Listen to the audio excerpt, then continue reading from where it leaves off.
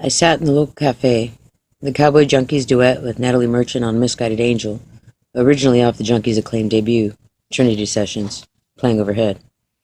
I'm reading a Rolling Stone interview with Passenger. The first time I heard him was bittersweetly delivered by way of my most tumultuous and painful ex through an online playlist.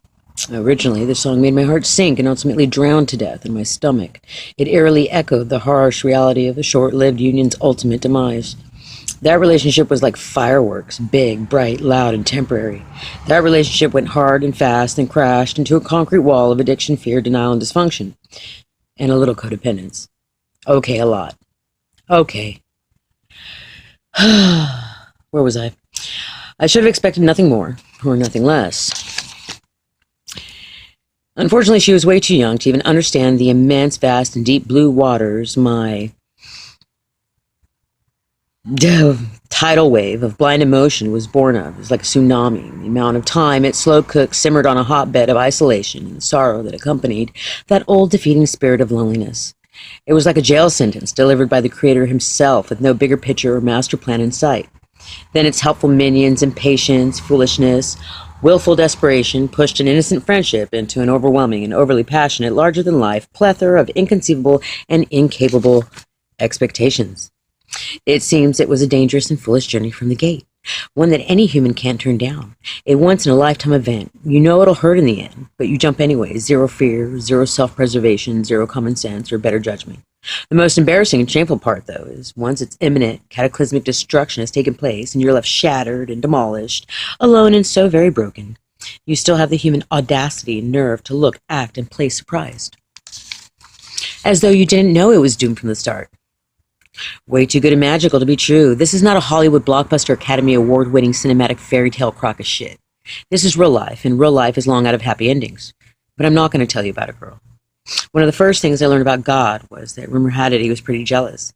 It says it right there in the scripture.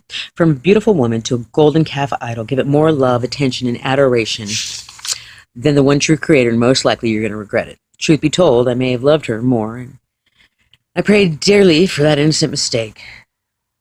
It's unfair. You tell me not to eat the apple, but then you allow me the feeling of taste and hunger. You plant in me an unknown desire for that which is heartfelt, passionate, tangible, yet direct me to deny my human desire, and instead seek that which is silent and invisible, that which is so omnipotent, my meager human capacity can't even register it. Great. Uh-oh. So we learn the hard way. And the hard way is usually also quite painful, for as high as love brings you, so shall she let you free fall to the cold, hard ground. Then scarred, broken, and full of fear, we crawl back into the arms of our faith, or not. Sometimes we shake our little fists at the heavens, asking why has God so forsaken us?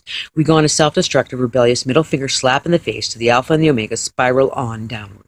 We blame everyone and everything on anyone but our damn blind, foolish, weak selves. Does this make sense? Can you relate? Have I gone mad and bitter over the ageless disappointment of love lost, the heart-wrenching crash and burn of love's easy tears? Maybe.